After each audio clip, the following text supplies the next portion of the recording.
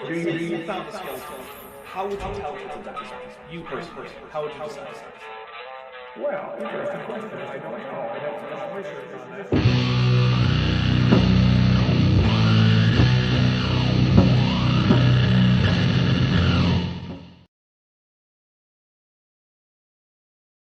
Hello, everybody.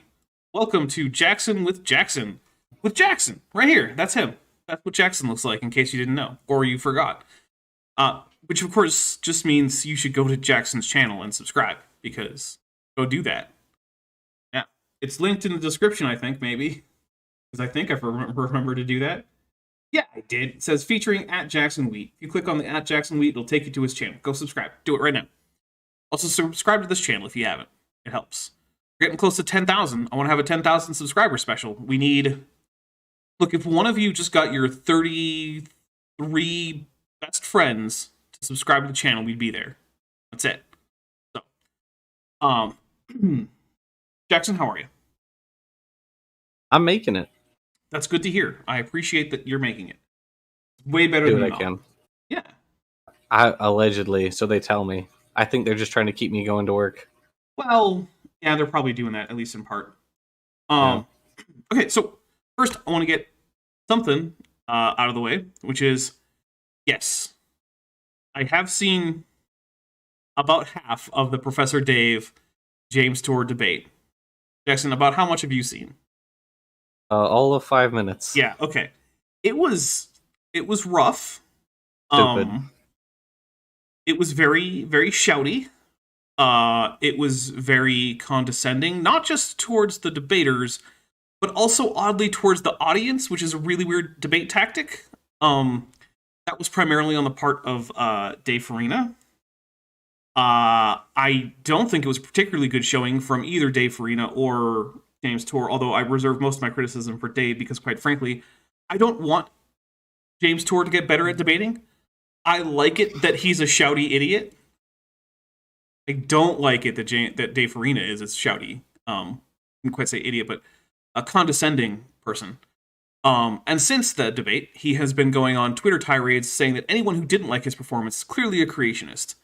And also saying that the atheists quoted by the Discovery Institute as not liking his performance are fictional, despite one of them being Lars Cade, who's been on this show like a year ago, and who's been watching my channel for years, who I've interacted with numerous times on creationism or evolution discussion groups on like Facebook and stuff.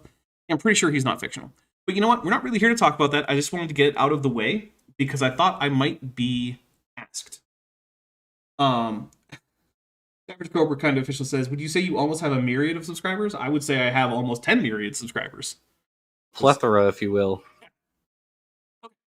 So we're not here to talk about that debate, although I just wanted to get that out of the way. We are here to talk about Charles Jackson, bad Jackson, if you will, instead of good Jackson, and his thoughts on stellar formation.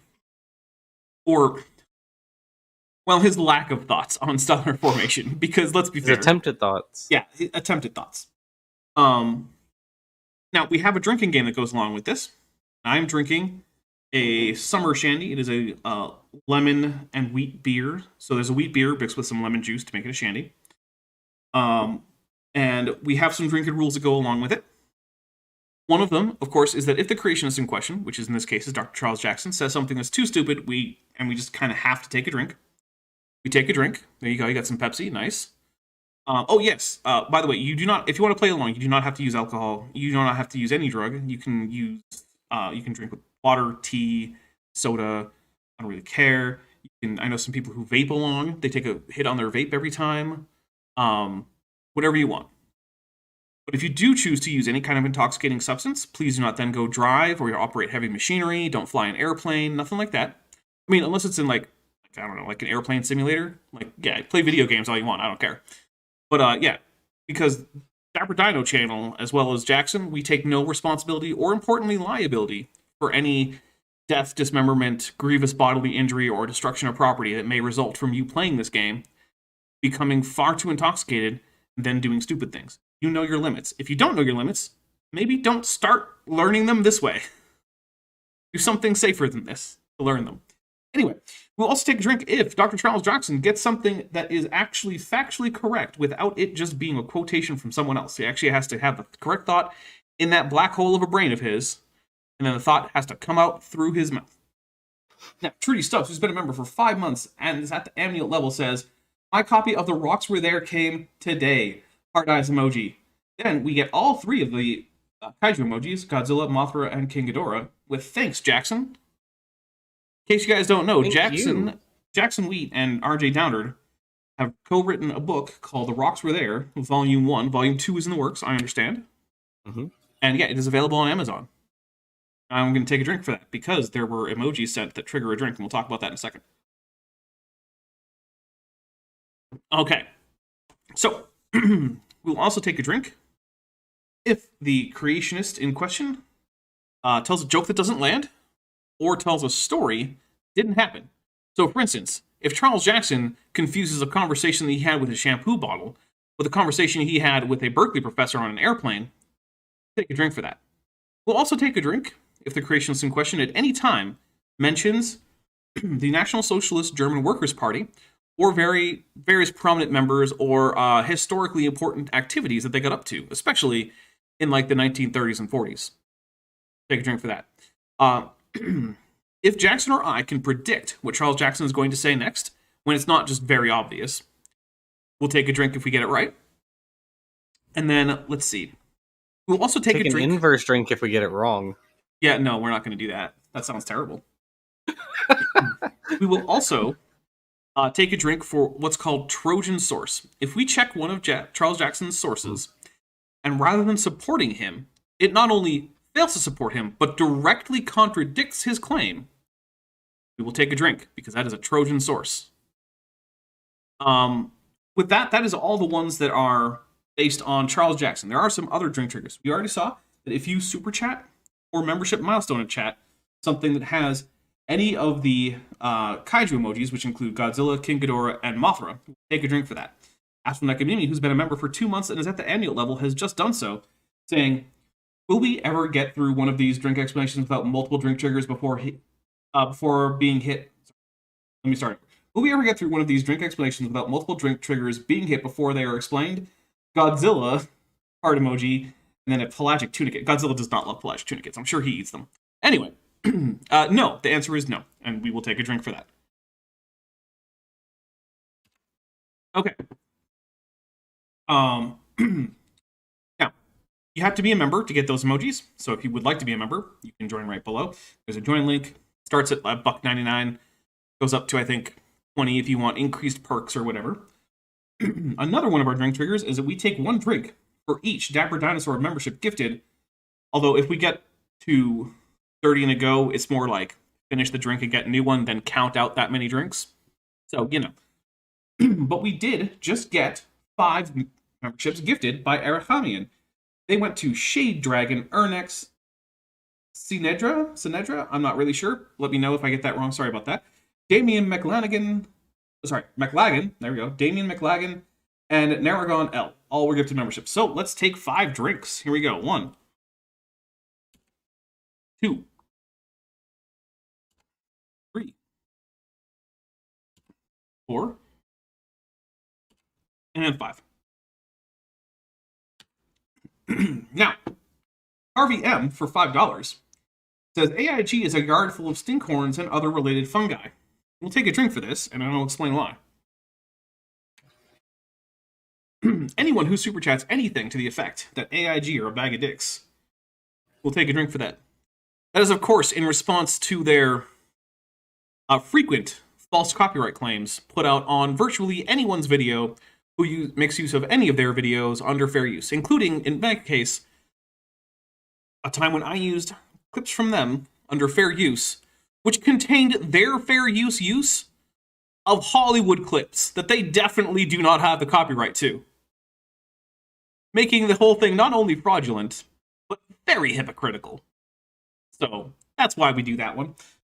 Now, I have to say that also, let's see, Pelagic Tunicate Truth Official, which is quite the name, for €2 says, Jagging Johnson's and Jeans pouch are JAIG. Nice. We'll take a drink for that too. Okay. I think that covers it. Oh, also, sometimes audibly, Godzilla or Mothra might come by. That's somewhat random. And if they do, we'll take a drink for them. They don't always, but sometimes they do. Jackson, are you ready to dive into the nonsense that is Dr. Charles Jackson talking about stellar evolution and stellar formation and all that good stuff? As ready as I'll ever be. Yeah. Yeah, it's one of those things, like, no one's ever ready for it, but it's not like you're going to get more ready anytime soon, right? It's like going in for like a root canal or something, like, Yeah. It just is what it is. Yeah, you're not going to get more ready, so you might as well just do it. Yeah. Mm-hmm. All right, here we go. The truth is, we don't understand star formation. I mean, we do. Like, right off the bat, it's just not wrong, right? Do we know everything about stellar formation? No.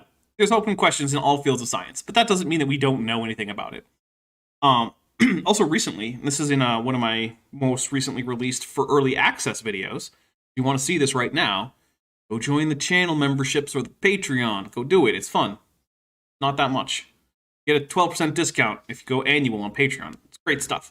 Anyway, yeah, there's in there I put in a picture from NASA of a protostar that is beginning to fuse hydrogen in its core and is thereby currently brightening and wiping away the circumstellar disk to reveal any planetesimals that might be there. It's currently happening right now. Scientists are watching it happen. So if you watched previous episodes, you'll know that Charles Jackson was like, well, we've never seen that happening. Well, we're watching it happen this very minute, in real time. And now it's a process that's going to go past anyone here's lifetime, except maybe me, because, I've been around for 150 million years already. Probably have another 150 million left in me. So, I'll get to see the whole thing, but you guys probably won't. My Unfinished Journey for $2 says, AIG are a wrapped warehouse of wacky womb worms. There we go, womb worms. Okay, so, yeah, here we go.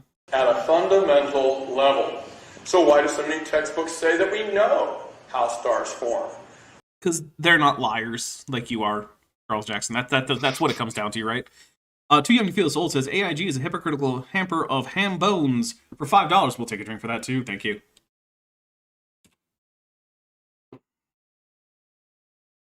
All right. I think that is a problem in science and in science education. I think science education, because that's what my doctorate is in, I've trained, Yeah, I want to point that out. Now, Jackson, if you wanted to do a show on stellar formation and stellar evolution, what kind of background would you look for in a guest? Probably an astronomy person of some sort. Okay. What about someone whose doctorate is in education? Probably not, unless they double doctorated in astronomy also. I don't know. In this case, they didn't. So yeah, probably not. Yeah, so what Charles Jackson's doctorate is in is things like how to get people to learn things, which I'm not disparaging. It's an important thing to know, and it's an important thing to have people doing research on how to better educate people. However, that education does not qualify you to speak on just any old topic in science. But he's in Mensa. Well, yeah, he is in Mensa. So therefore... But then, I know of at least one flat earther in Mensa, too. So, Because you know what you have to do to get into Mensa, right? Is you just have to pass some test. And then they just let you in. Mensa isn't like some kind of prestigious thing. As long as you can answer correctly on a mail-in test, you can get into Mensa. You can't just say that. Yeah. Dr. Jackson is in Mensa, and he's proud of it. Look, I'm pretty sure that you or I could be in Mensa if we wanted to go be in Mensa. I'm pretty sure most of my audience could be in Mensa if they wanted to be in Mensa. Being in Mensa is basically something you can just go do. Now, there may be some people who do not have the capacity to get into Mensa. But when Orphan Red, the Flat Earth adult actress, got into Mensa, that was when I realized, oh yeah, this is just a thing people can just go do. Yeah. Anyway, Jillian Wren, who's been a member for 3 months and is at the amulet level, says there's a such thing as a well-informed amateur, and then there's Bad Jackson. Yeah, that's the thing. You can't look. I'm a well-informed amateur. I don't have a doctorate in astronomy or biology or paleontology or dinosaurs, which I don't think is a thing you can just get a PhD in per se. But still, I don't have any of those. Well, yeah. Once I start my own university, Dapper U, then we'll have a doctorate course in dinosaurs. I feel like being a dinosaur specific paleontologist is like super niche. It's like it's probably like the equivalent of like being a mycologist. It's like this is your very specific field that you're in. I don't know. Yeah. Oh, the Fearmonger official says, being in Mensa and bragging about it is like bragging about being a notary public. You can just pay and become one. Yeah, basically. Yeah, like one of my friends is like, oh, I'm going to go become a notary public. I'm like, oh, okay. And what's that like? It's like, oh, well, you like pay for it and you have to follow these rules. Like, okay. And basically what being in Mensa means is like, yeah, you paid your due when you took a quick test. Okay. Just like being a notary public means people can go to you and you'll write your name and could put your stamp on written statements. And then if the fact that they made that statement is then questioned in court, you can be dragged in to be like, yeah, no, I was there. He totally made this statement. Okay, thanks. Doesn't make the statement true. It just means that under penalty of perjury, they said it was true. And you're confirming it. That's all it means. All right. 700 teachers have I trained to teach science. That's what I have. Yeah, that's a joke that didn't like. Look, I said it last time, I'll say it again. I don't normally gatekeep people from being nerds, but I don't want Charles Jackson in that club. Being a nerd is for everyone except Charles Jackson. No, don't want him. Let the jocks. Or like a knot. Let the jocks have him. No, I don't even want to inflict him on the jocks. Nope. Charles Jackson can just go be lonely. Oh. Over 6 years, I trained over 700 people how to be science teachers, and I think the most valuable thing is independent thinking, curiosity, critical thinking skills, and thinking. None of which he has. Yeah, those are all great. So you know what? Let's take a drink for him getting something right. Those are all really important skills for a teacher to have. It's too bad he doesn't have them. Exactly. Oh, there's a tiny little gnat. You'd think that in a place that has as little water as we have here in Arizona, there wouldn't be that many bugs. But we even get the occasional mosquito, and I'm just thinking, where are you spawning? You know where the nearest standing body of water that actually doesn't just evaporate is? Like 100 miles away or something like that. It's ridiculous. It's very, very important in science, and it ought to be. That's how we generate new hypotheses. That's how we evaluate old hypotheses. And don't forget, for the Ptolemaic system with the Earth in the center reigned for 1,000 years until people like Copernicus and Newton and Galileo and Tycho Brahe and Johannes Kepler, his apprentice, finally set to rest this Earth in the center thing forever. Okay, but who are the people who continued on the tradition of using critical thinking and evidence-based science to then get us to our current understanding of the world? Is it the creationists who are routinely caught lying and making math mistakes that even an 8th grader would be embarrassed to make? Or is it the scientists who spent basically their entire adult lives doing nothing but studying very technical questions in very technical fields, who publish in one of the harshest regimes imaginable, the peer review system? Which of those groups are the ones that are carrying forth the work of Johannes Kepler? What do you think, Jackson? It's a toss-up, honestly. Yeah, it really is. Pelagic Kit says probably a mosquito spawn from an unaffected backyard pool. There are actually laws about that around here. Like, if somehow the cops find out that there are mosquitoes spawning in your pool, you can get a pretty hefty fine. Yikes. Yeah. Well, like everywhere I look, there's water where I live. Oh. Well, you should come visit the desert. It's very different than that. Yeah, I dry out like a little prune. I mean, we have What water that comes out of like the sink and whatnot. And you can go in the pool and take a shower. I went to West Texas and New Mexico. I was like a little raisin. It was not great. I had to use like chapstick for once. I don't use chapstick here. The humidity just keeps you, wet all the time. I didn't enjoy it. I don't like being dry. Dry is great. Liz D says, Dapper Dinosaur, how can you look at Kent Hovind and not see a new Kepler, a new Copernicus? Yeah, that's a great question. I don't know. He's clearly the newest great scientist of the age. And as Tesla Ranger says, desert power, #Dune. Yes. Yeah, actually just got the Dune RPG core rule. Really good. His church saw a guy who could drive the Predator bus. That's what they saw. Yeah, he did drive a Predator bus, didn't he? Yep. Oops.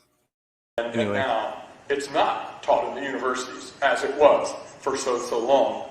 All right, Jackson, you teach at a university. You're currently learning at a university.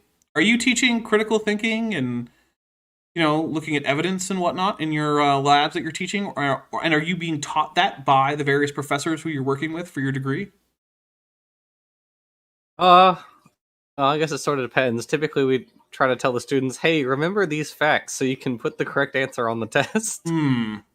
But if you're taking a class, there are classes where they teach you how to design experiments. What was it called? It's like some scientific methods or something like experimental methods. There we go. And it's basically a whole class where there's one where you are basically lectured at by different professors, and they tell you how they came up with their different experiments to test their hypotheses, and then how they followed up and generated more hypotheses. And then there are classes where you design your own experiments to test various hypotheses. So actually we do that in one of the labs at TA is the biology 120. So it's basically the second lab, the biology lab that the freshmen take. Mm-hmm. And so sometimes on the quizzes that they take, it's how would you design an experiment to test this question?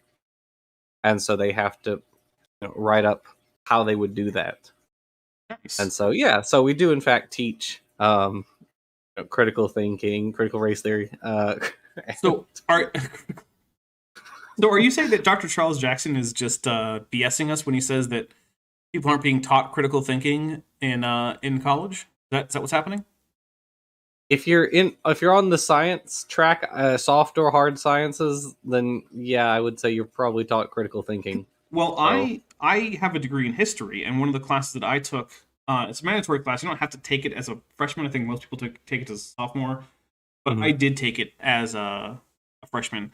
Was Fundamentals of the Historical Method, in which we talk about things like what differentiates history from pseudo-history, what kinds of things count as evidence for the field of history, what doesn't, what are allowable inferences, what aren't allowable inferences, what is the importance of primary versus secondary sources, things like what can we glean from oral histories versus written history versus interviews versus archaeology. And all of this was tied in with the whole idea of, hey, you have to think about science critically, and you have to think about history critically, and these things intersect. So, yeah. Now, Savage Cobra Content Official for $5 says, Charlie Jackson wants to be in the same sentence as Kepler.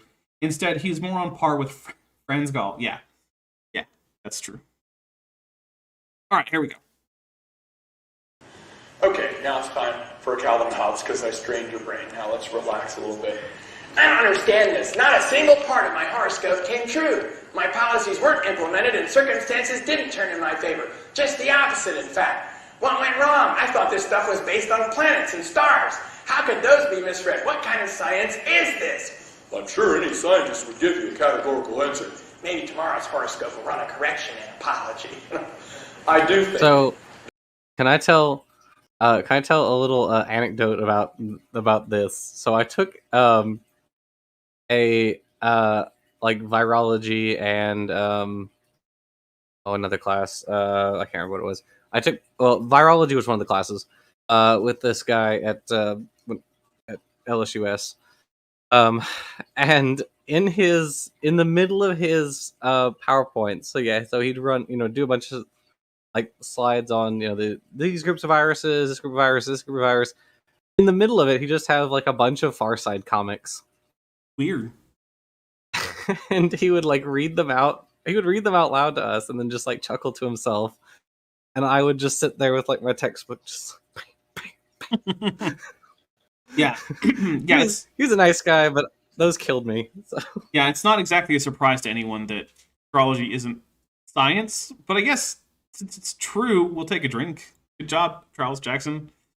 You correctly identified via Calvin and Hobbes that astrology is not a science. He jumped the bar. A low bar, but a bar nonetheless. Yeah. Well, someone in my comments said, hey, Matt McLean is the best Matt for Matt with Maddie. But that's a pretty low bar. To which I said, yeah, that bar is at the bottom of the Cola's super deep borehole. That selling theories as facts, even theories that we know in our current state of knowledge can't be true, and we're just... If there's a theory that can't be true, it's currently being worked on. Now, there are some theories that we currently know can't be at least complete, right? Like, we know that both our models of general relativity and particle physics are not completely true, because at certain scales and at certain energy levels, they contradict each other. So, that's a problem, right? So, for instance, like, we don't have an idea about quantum gravity. We don't, like, particle physicists do not include gravity in their calculations. They don't know how gravity interacts with quantum objects at all. And we therefore run into problems when we get into places where there is extreme gravity, extreme distortion of space-time, but also heavy interaction from quantum objects, like places like black holes or the very earliest moments of the universe. So, like, yeah, but that's when it's being worked on. What Charles Jackson means is, like, evolution and stellar, like, biological evolution and, like, the lifetime of stars, which are extremely well known, and in no way a violation of any other physics or anything else that's going on. Charles Jackson basically just says, they teach things as facts that are extremely well evidenced, but that I don't like. Which I say, yes, they are. That is indeed what they are doing, Dr. Charles Jackson. Because you not liking something doesn't make it not true. Sorry. Hoping some breakthrough will say it could be true because we like the theory. This is just projection. I'm just going to take a drink for how much projection there is. I mean, this is the guy who thinks there was a global flood, despite that actually being physically impossible to have happened the way he thinks it did, right? This is a guy whose flood model, no matter which of the popular creationist flood models it is, would release enough heat to basically overcome the binding energy of the Earth due to gravity. So, like, I don't know if you know what that means, but it basically means the Earth could just go kablooey into infinity as a ever-expanding ball of plasma. That's the kind of craziness that is resulting from his models of the history of the Earth, not 4 billion years ago or something. 4,400 years ago.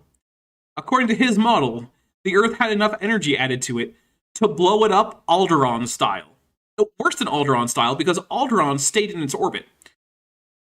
This amount of energy would actually take all the little chunks of Earth and fling them to infinity. They would escape the solar system. Yeah. That's not a plausible idea. Yeah, their whole idea about the tectonic plates just went faster. Yeah, that would, like, melt the crust of the Earth and boil the seas. Yeah, at a minimum. Just from, like, the friction alone, never mind the actual forces needed to get move them the plates that fast. Right. And also condensing 4.5 billion years of radioactive decay into 1 year. I mean, we're talking about levels where measuring them in kilotons kind of stopped working. You just have to, like, use joules and huge exponents. Just gigantic exponents. Like, 10 to the 30th doesn't even cut it. What's zeros between friends, right? Right. What's a few zeros? Well, that's okay. The other day I actually found an instance in which a creationist was off by a about 189,000 orders of magnitude in if you take their math to its logical conclusion. That's So, like You know, Douglas Axe's like, you know, the odds of a viable protein fold are like 1 in 10 to the 176th, when it's actually like 1 in 10 to the 12th or something like that. Like, just factors. Who cares? Raziel Faustus, who's Not been a real. member for 2 months, says, "Happy 2 months. Thank you." And also, Raziel Faustus is an amnio and asks, "What's your favorite Megazord design?" Okay, this might be a little controversial, and I understand the extreme commercial nature of the design in terms of selling toys to kids, but I just really like the Wild Force Megazord and the fact that they got new Zords that functioned as new weapons. So like they had a giraffe, and like the head became the point of a lance, and like they had an elephant, and like that became like a ball and chain kind of like thing that they could whip around and stuff like that. And they've continued that to some extent. Like the Dino Fury Megazord had some of that too, but that one was a little bit too cutesy with the extra added Zords. Not that the Bear Zords from Wild Force weren't cutesy. Also, I feel like the Dino Fury Megazord leaned too heavily into CGI, and that was not so much the case with the Wild Force Megazord, which mostly just every once in a while had a CGI face, and then like the call-out animation for the particular various like socket-on weapon Zords. Those were usually CGI, but other than that, it used the suitmation. And as a rule, Super Sentai suitmation looks better than Super Sentai CGI. So there you go. But that, yes, that's probably one of my favorite designs. I don't know if it is definitely my favorite. It does fall into the trope of having yet another Red Lion Zord, which, if there's two kinds of Red Zords that we have way too many of, it's T-Rex and Red Lions. Can you ever have too many T-Rexes? No, you can't have too many T-Rexes, but they don't always have to be the Red Zord. Like, have a blue one, or a pink one, or a black one. Why not? Probably because it means Tyrant Lizard King, and that sounds too cool to make anything other than the Zord of the leader of the team, who's almost always the Red Ranger. Yeah. Let's see. Astral Community for $6.16. Of course, Hail Nero says 189,000 orders of magnitude, and they call the vacuum energy problem the worst prediction in physics. Yeah, so I'll explain what it is real quick. Basically, a creationist was taking the population growth of humanity and then working it back and saying, see, at this rate, humanity would have started just over 7,000 years ago. To which I said, okay, let's take the growth rate of fruit flies and use the same constraints, namely none, and see what happens after 7,000 years on fruit flies. It turns out you get over 10 to the 189,000th power fruit flies over that course of time. Because their growth rate is they grow at almost 18% population per day. A few. Yeah. So, maybe just taking the growth rate and projecting it back in time using basically the compound interest formula isn't what you should be doing. I actually had to go to Wolfram Alpha because none of my calculators could calculate a number that high. They all just returned infinity symbols or errors. So, in case you're wondering, there are about 10 to the 80th fermions in the observable universe, I believe. Might be electrons. I have to double check my script. But yeah. Dealing for $5 says, Marvin the Martian on any flood model. There's supposed to be an earth-shattering kaboom! Yeah, basically. Marvin the Martian would love the Big Genesis flood, as believed by, most creationists. Big Bang Theory was in trouble for a long time, and cosmic string theory was really taken over. And it even... What? Cosmic string theory is not... Is he just mixing up string theory and Big Bang? Because there is the idea of cosmic strings, right? The idea is that so there are order defects are a thing that occurs in nature, right? So let's say you have some cooling magma, and it's going to slowly cool and form crystals as the various chemicals precipitate out of the magma. Well, when two different crystals have different alignments and they meet, you get this weird jagged area where there's nonconformity in the geometries of either crystal. That's called a boundary defect, right? Now, there is a geometry to space-time And if two patches of space-time have different geometries and they grow to intersect each other, they may have some kind of boundary defect right there, where they intersect. And that would probably manifest itself as a long filament with a very high mass and essentially zero volume, but some definable length. And that's a cosmic string. That's a thing that's hypothesized to be possible. You can get Einstein's field equations to make such objects under certain conditions. But we don't know if they're real. And no one, as far as I know, is proposing them as a model for the origin of the universe. So yeah, I don't... Of course, look, I'm not a cosmologist, so if someone here is, or wants to double check on that, please let me know, because I would love to know what cosmic string theory is, because I don't think it's ever either regular string theory from quantum mechanics, which, by the way, isn't a theory. It's a hypothesis at best, and is currently mostly untestable, so it's more of a string idea. I would love to know if he's just mixing that up, or if there's actually a cosmic string theory that I'm not aware of that's neither that nor the idea of cosmic strings from these, like, boundary little defects here. Anyway. Showed up in popular literature. I mean, the Starship Enterprise was always running into a cosmic string, right? Or a vortex. I'm just taking a drink for the Starship Enterprise. Therefore, this was a scientific idea. Star Trek is not known for being super scientifically plausible. You know, there was a time when the USS Voyager escaped from below the event horizon of a black hole by finding a crack in the event horizon. You know what an event horizon is? It's not a physical object. It's a distance. Right? It's like saying you found a crack in the Kármán line, which is just where space starts by convention. It doesn't mean anything. You can't have a crack in a mathematical abstraction. That's not how it works. The fact that the Enterprise did in fact once run into a cosmic string in the Next Generation doesn't have anything to do with cosmological models or less alternate theories besides the Big Bang. I'm pretty sure what just happened is Charles Jackson watched Star Trek The Next Generation, thought, oh, hey, that sounds cool, noticed the cosmic strings were something that some scientist somewhere had written about, and said, huh, maybe that's just an alternate explanation for the origin of the universe that these crazy atheists are trying to come up with. And that's it. That's the whole story there. I'm pretty sure that's what happened. Which I don't know. I feel like I don't have to tell my audience because I feel like you're all way too smart to be told this. That's not how you do science. It's also not how you get a handle on the current consensus in a field.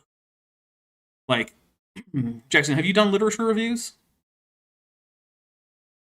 Just in general, yeah. Yeah. That's... Correct me if I'm wrong, but that's how you get a handle on the consensus in a field on a topic, right? You do an actual literature review. Typically, yeah. Yeah, You find as many papers, hopefully relatively recent ones, as you can on a topic, and you read as many of them as you can, and you try to figure out what they all agree on, what they don't agree on, and then you have a handle on the consensus in the field, what questions are still open, and all that. Rembrandt 972 says, next you'll be telling me humans can't reproduce with people from another planet. I mean, not unless those people are also human. Yeah, because here's one of the things, right? Like, Star Trek is full of alien-human hybrids, right? Like, Spock is half Vulcan, B'Elanna Torres is half Klingon, half human. There's multiple instances, right? Now, to be fair, at one point in Voyager, when B'Elanna Torres and Tom Paris wanted to have a baby, they had to go through all sorts of, like, medical procedures because there wasn't great compatibility. But here's the thing.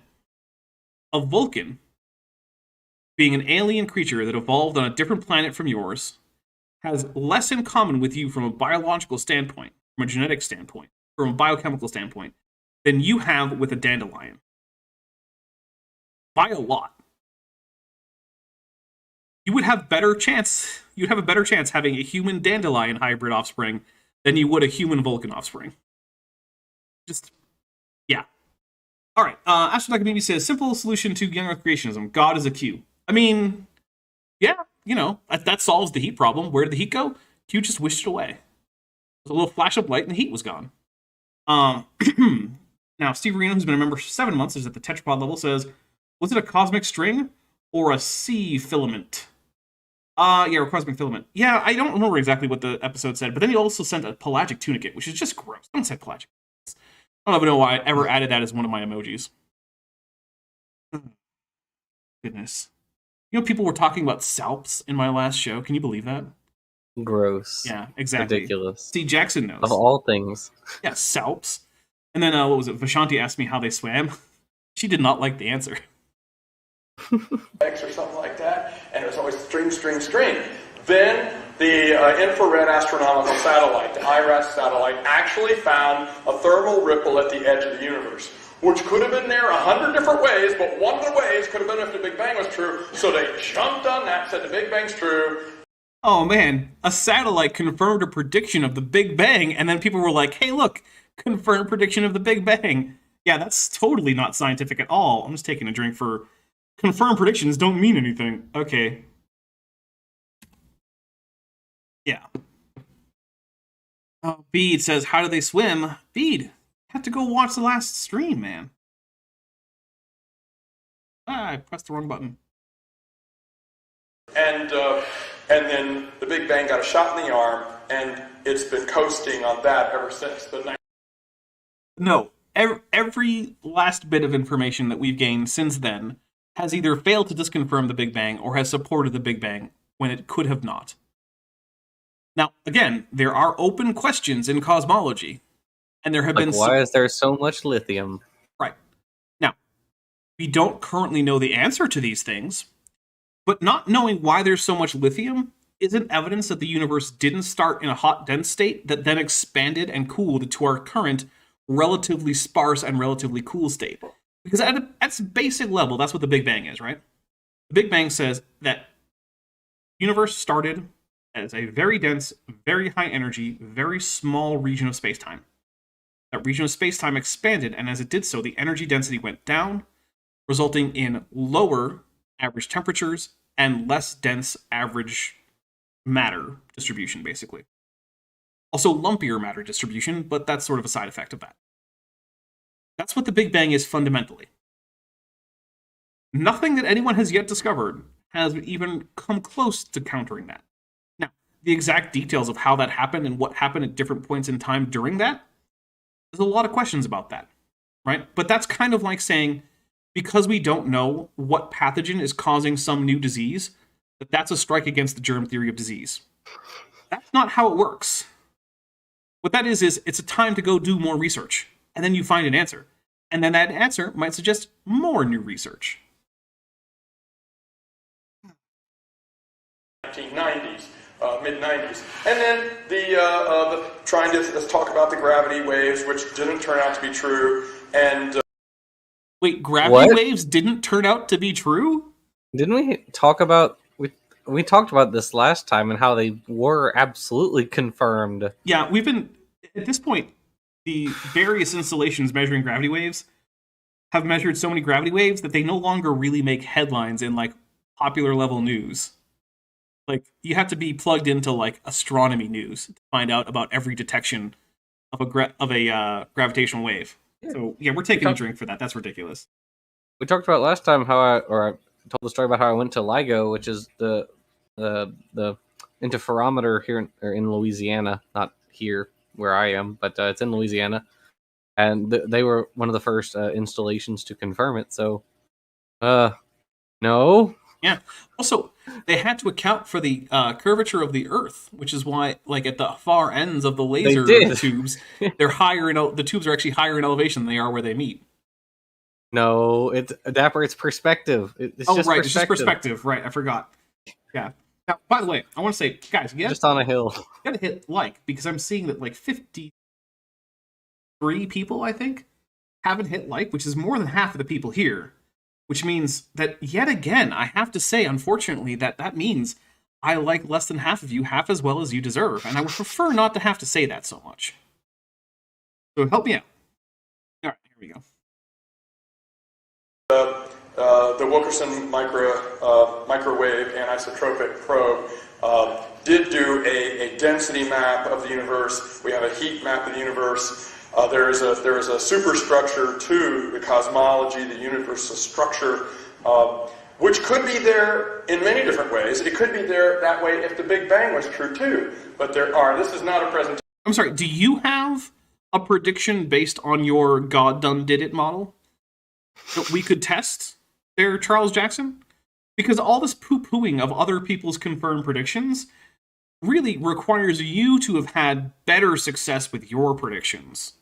And yet, Jackson, we've been watching this for a while. Do you remember any predictions of his God did it model that were testable and were then confirmed?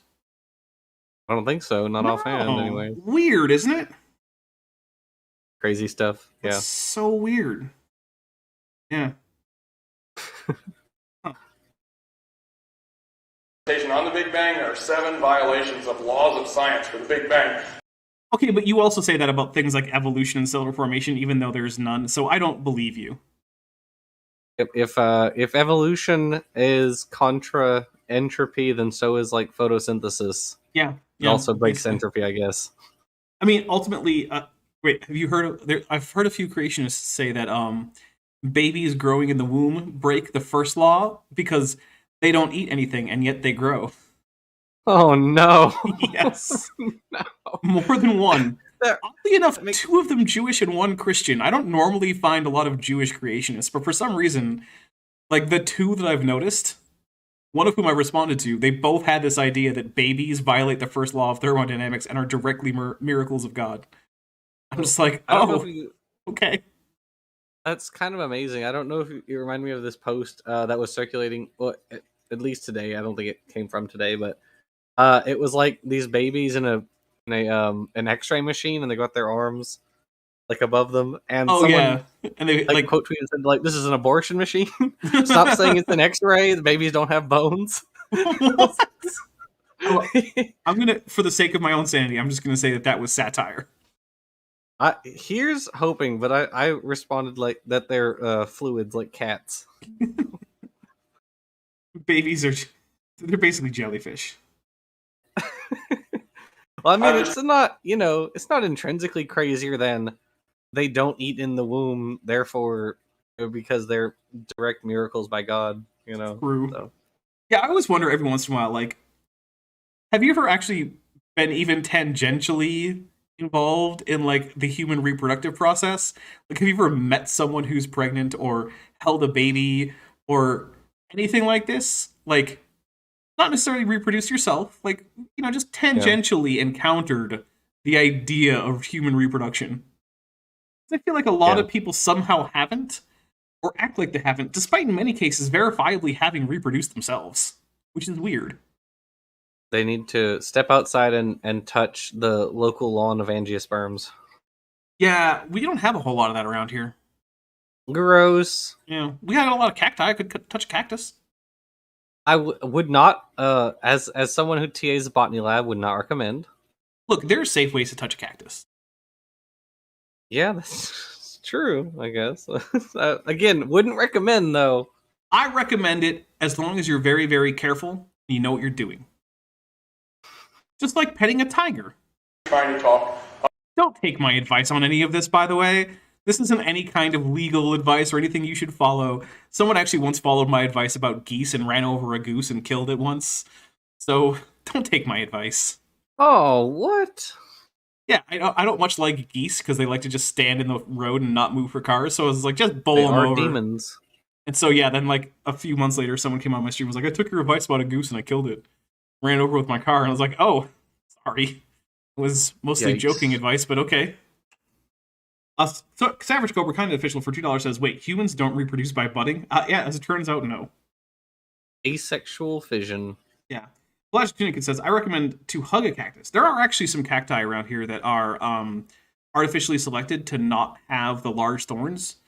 They only have glochids, and the glochids themselves are actually soft. So, like, unless you get them directly head on, they don't prick you. So, yeah. About stars, Albert Einstein also said, I want to know how God created the world. I'm not interested in this or that phenomenon in the spectrum of this like or that. a deist, wasn't he? Yeah, he was.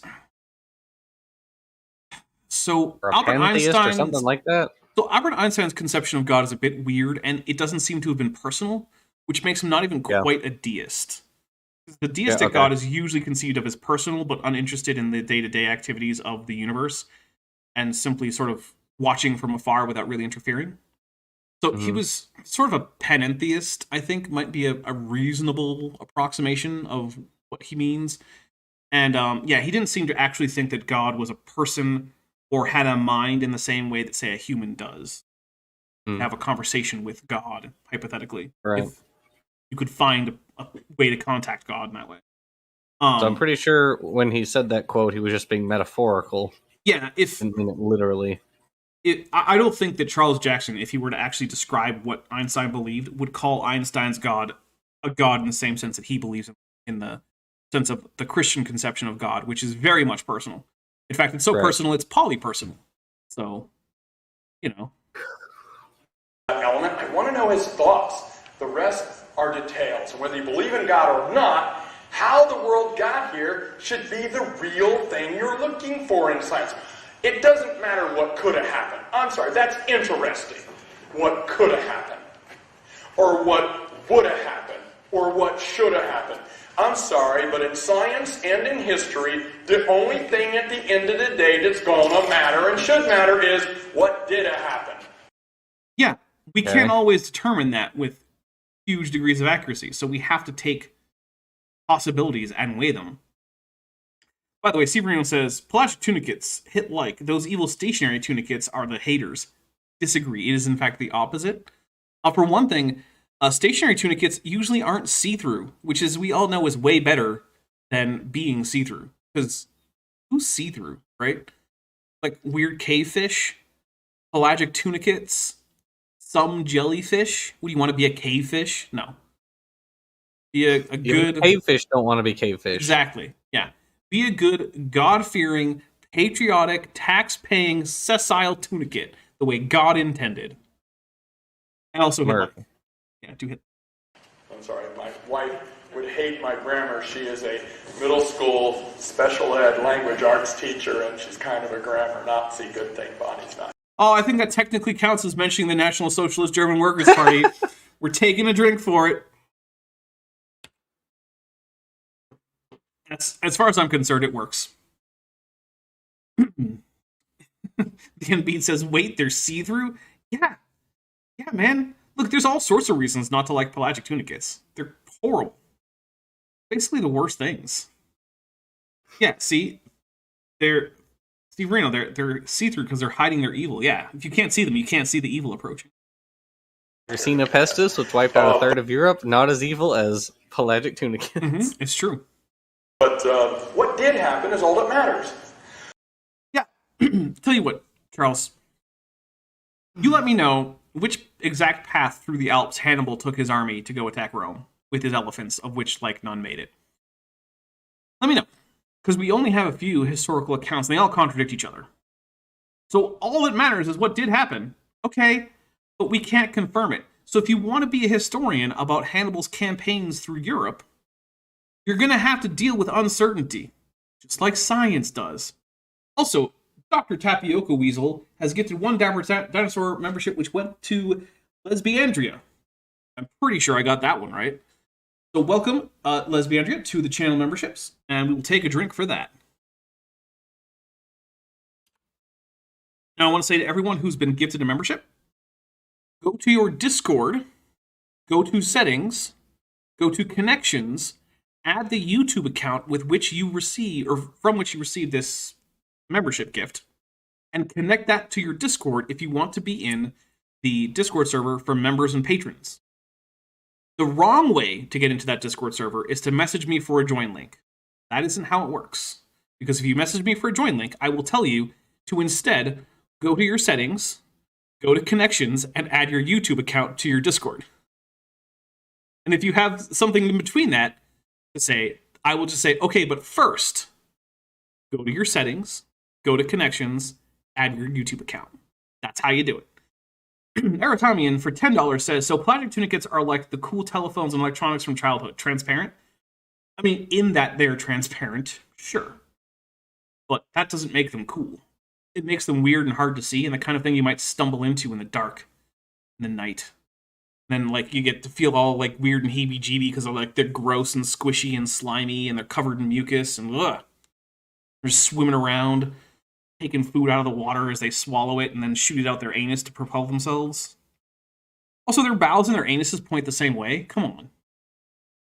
It's ridiculous. Like most tunicates? Yeah.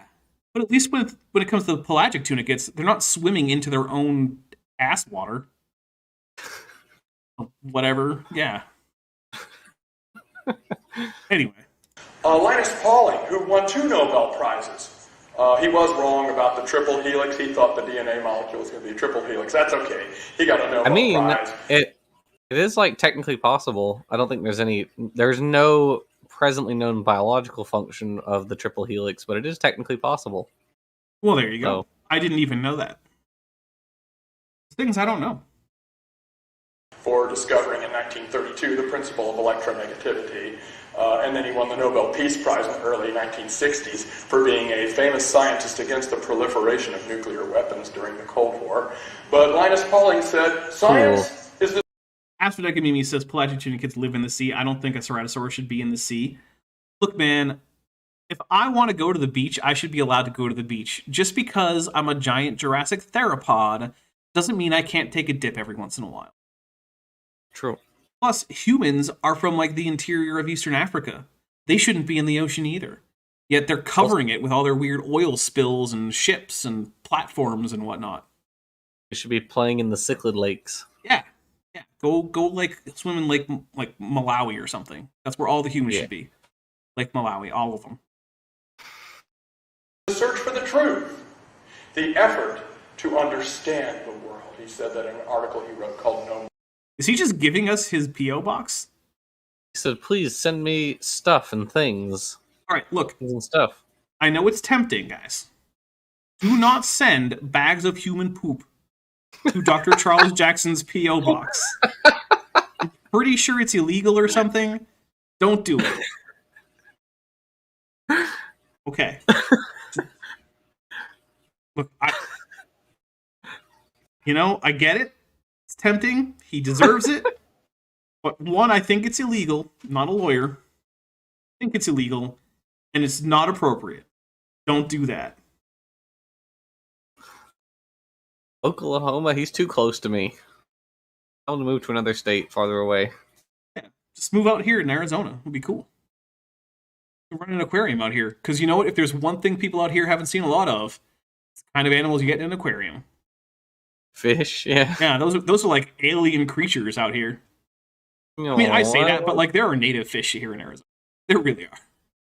True. Yeah, there was a whole there was a bit of a fracas about when they were building Trump's wall and like using local or water from local aquifers to like make cement, and they were draining them, and there were protected fish in some of those aquifers. So, yeah. Sad. Not great. All right, here we go. Yeah. And there is my contact information there. And I think, when do we start I know we got a little time for question and answer and discussion. Oh, when good. are we supposed to start? Remember the last video when the woman was asking about giant Bigfoot? And Charles Jackson just like destroyed her. Yeah, he just insulted her and moved on.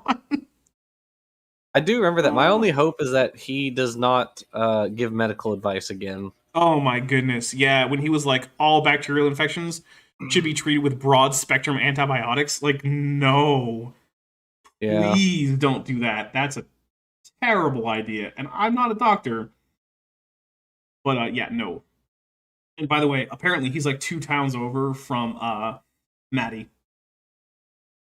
Maddie, you could go see him. You could go see him and hand deliver not a bag of poop. No. Maddie could though. She has a little poop factory at home. She has a baby. Oh no. She's like swimming in human poop. That's how babies work. All right, here we go. What a phrase. What a phrase. Okay. Well, people can take little bathroom and water drinking breaks, and we can... That's a great idea. Let's take a quick bathroom and water drinking or beer filling break. And we will be back in just a few minutes. And yeah, it'll be great fun. So real quick, I'll read this super chat from Savage Cobra. I said Savage. That's not a word. Savage Cobra. For $5 says, Pelagic Tunicate. I shall call him Squishy, and he shall be mine, and he shall be my Squishy. I mean, gross, but I'm not going to stop you. You can have a Pelagic Tunicate as a pet, I guess. I don't know how you're going to feed it. Like, you have to suspend tiny little organic particles through the water that it swims through. Just keep it at like a relatively constant density of those particles. That's going to be a pretty big challenge, I think. We had some little tunicates a long time ago at the aquarium. But were like they back when were they sessile or were they motile? They were sessile, yeah. Well, that's easier because then you can just periodically. I vaguely remember, like they said they had them, but I never got to see them. But oh well. All right. Well, in the meantime, during the break, I hope you enjoy the musical stylings of one Beethoven, who, by the way, want to get access to some of his like current mixes that he's working on for his music and like early get to hear some of his stuff before it's ever published anywhere. There's a Patreon of his linked in the description. Go check it out, because when I asked if there would be broad interest in a Beethoven Patreon for his music, we got quite a few people who said yes, they would be. So if you said yes, there's a Patreon for you to check out. I think it starts at $1, and then I think it goes up to like a $5, $10, and a $20 tier. And yeah, you can get early access to that stuff. I think he's got some pictures from like music production sections in there or something like that. I'm not exactly sure, but yeah, check that out. Anyway, we're gonna be right back.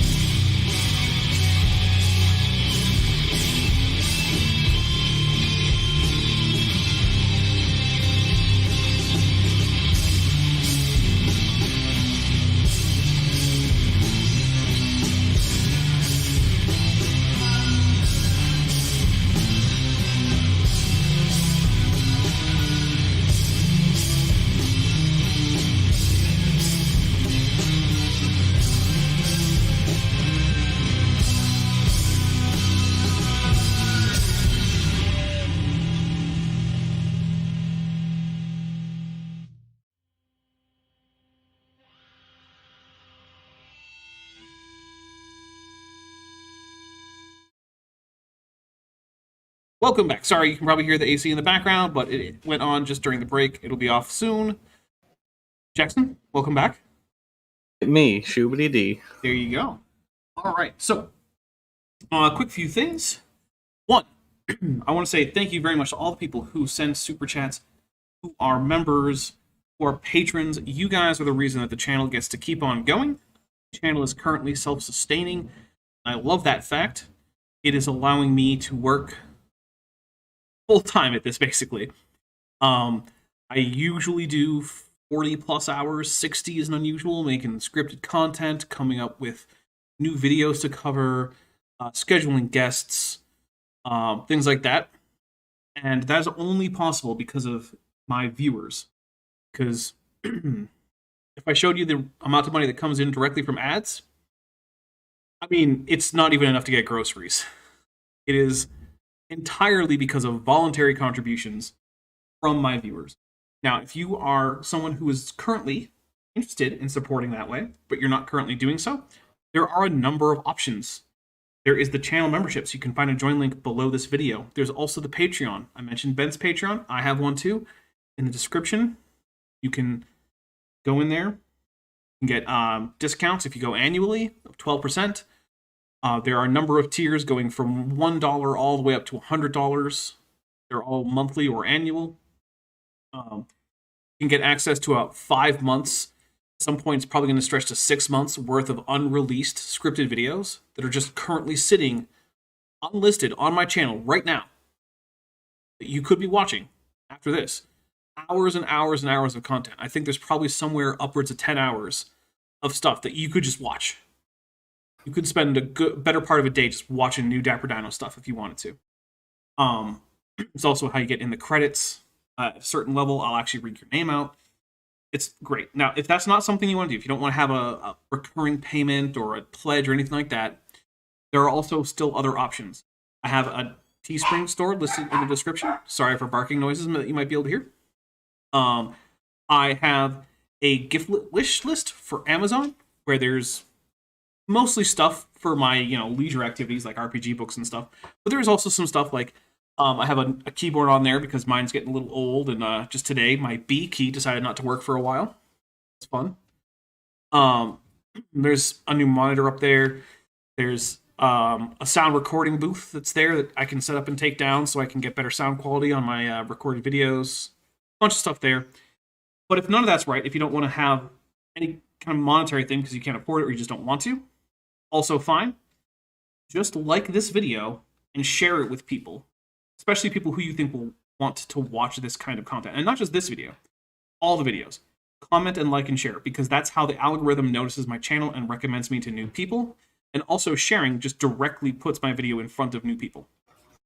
So please do those things anyway, but especially if you'd like to support the channel and can't or would rather not do so financially. Now, Strawberry Vein for $5 says, am I the only one who thinks this Bad Jackson guy sounds like a drunk Patrick Warburton? Never really thought about it. So you might be, but I guess I can kind of see it. All right. Jackson, unless you have anything real quick that you want to add. Other than, guys, if you haven't already, go head over to Jackson's channel and subscribe. It's great. I've been on there several times. In fact, almost every time either Jackson or I come across a creationist, we're like, hey, if you'd like to come on with me and Jackson, or if it's Jackson, him and me, we'd be happy to talk to you about these topics. They almost never say yes for some weird reason. Yeah, it's crazy. But yeah, we do. We every time I see them, I say, well, Dapper and I will have a chat with you about this topic, and they go, whoosh. Actually, just today, there's a guy on Twitter who I've seen around, and I've seen him do debates with people, and apparently he's asked multiple times for someone to come on and discuss some topic in evolution, but every time someone's like, hey, here's a person who will discuss it, he just kind of vanishes, which is really weird. Yeah, that is odd. Yeah. Now, Amy has just gifted 5 Dapper Dinosaur memberships. They went to Tracy Roberts, Lady Lumo, 3Can Sam, Kaylee P, and Raised Winged Ratha. So thank you very much. Everybody send tetrapods. Stop sending pelagic tunicates. No one wants to see that. It's disgusting. Really, it should be a bannable offense at this point. Like, YouTube should censor it, is what should really happen. But Well, just yeah. wait until Elon Musk buys YouTube also. Oh goodness. Yeah, then he'll censor trans people, but he'll allow National Socialists free reign. It'll be great. That is true. It'll be a free speech absolutist utopia as long as that free speech doesn't include any criticisms of Elon Musk. Oh, I have recently been doing a bunch of videos about theropods on my channel, so if you like Dapper Dinosaur, you should go check those out. Like, we talked about peafowl and the dodo, and the Galapagos finches, which are actually tanagers, not finches. True. And they're in Anthropidae. Oh, Jackson, you just went quiet. Yes. I can't... Oh, you're back. Sorry, can you hear me? Yep, I can now. And the next video is going to be our last theropod-specific video in the Ancestor's Tale series, which will be the elephant bird. So, ooh. All right, well, let's take 5 drinks for the 5 memberships from Astronaut and Mimi. Thank you very much. 1, 2, 3, 4, 5. Astronaut Community said that they couldn't let the drink counter remain so low. Understandable. And also, let's see, Borg Emporia said we need more Dapper Dinosaur. Well, first, go through all the early access videos. If you remember, you can find them on my community tab, on my channel page. If you're a patron, you can find them in my posts. And also, I have just finished a script earlier today. My plan is to record it in the wee hours of the morning tomorrow morning. So that means like 3:30 a.m. or so, maybe 4. I will record, and then I will be spending most of the rest of the day animating. And hopefully by the end of Thursday, there will be a new, probably roughly hour-long video for early access. What are you doing up at 3:30 a.m.? Recording audio. But why, sir? There are plenty of good Christian hours during the day to be doing that. Because it's quiet, and I don't have that recording booth yet from my wish list. Good gravy. Sorry, it's a very noisy environment, and I don't like it when there's like other people talking and cars driving by. And also, I live near an Air Force base. There's a lot of airplane noises. Yeah. So, yeah, I record at like dark 30. So here we go. Yeah. Also, in the next half an hour, do some Q&A too. Now, it could be any questions that you might have about anything that you've ever wondered that maybe I can help with or answer, or that other people in the audience. I would totally ask how much poop he wants in his P.O. box. Like, just how much is the appropriate amount? Like, between 10 and 20 pounds? 40 to 50? Like, what are we talking about? Which, by the way, again, do not send Charles Jackson poop. I'm not kidding. It's not sarcasm. You actually should not do it. I understand it would be amusing, and yes, he does deserve it. But like I said, I'm pretty sure it's illegal to send poop in the mail to someone. I don't actually know if it's illegal. It probably is, and it probably should be, unless, like, I don't know, like, I'm sure there's some reasons why, like, you might need to send stool samples, like, between hospitals or something. But my guess is that's courier business, not, like, the USPS business. So, yeah, don't do that. Okay. No, too young to feel as old. I'm not kidding. Don't do that. It's a really bad idea. Like, I know that it sounds like maybe I'm saying do it. Don't. Don't do that. Do it. Yeah, well, okay. Eh. Can contribute to, or certainly anything about anything that I said here today. Preferably that and not medical advice.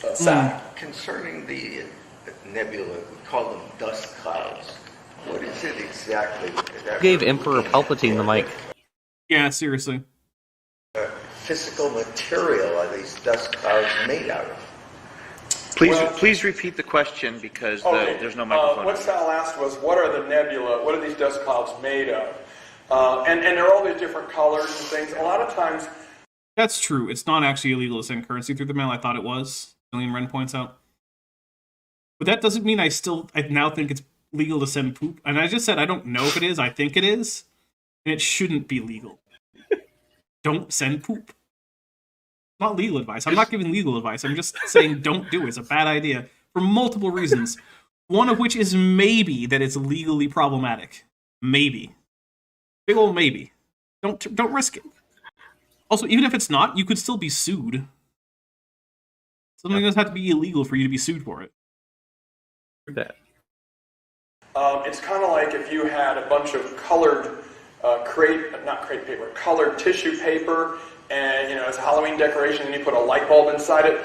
Often the stars inside the nebula will light up this gas cloud, and the question was, what are the gas clouds made of? Not how can we notice them. Is he going to give an answer to what they're actually made of? I mean, last Q&A session, he didn't give a whole lot of answers to the actual question asked. He gave a lot of answers to questions that he would have preferred to have been asked. cloud's actually made of different kinds of particles. Okay. Savage Cobra Content Official says, can we send a bag of dicks instead? So, I do happen to know that there is a company, or at least there was a company, that will send a bag of dick-shaped gummy candies in the mail. And I would say that if you want to send Charles Jackson a gift, a bag of dick-shaped gummies would be great. Yep, Mike Pence too. I don't have a P.O. box for him, but yeah, that would probably be appropriate.